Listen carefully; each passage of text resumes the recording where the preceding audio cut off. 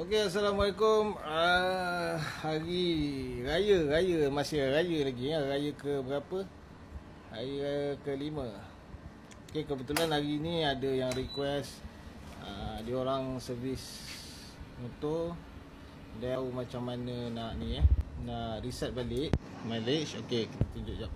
Okey, sorry gambar antara nampak tak nampak ni. Okey, first okey, tekan dekat set ni. Right, holdkan dia sampai dia akan masuk menu. Selepas tu dah masuk menu, kita tekan yang bawah ni pula, mode, untuk tukar ke tepi. Dekat information, tekan set. Lepas tekan set, okey, ni information, kita tekan mode untuk select ke tepi ni, tekan mode ni. Okey. Okey, nampak kat sini distance before maintenance. Okey, lepas tu kita tekan set dan reset. Sekarang tak boleh lah, sebab aku punya ni ada 1000 lagi, 1100 lagi. Okey, tekan reset dan dia akan kosong balik lah.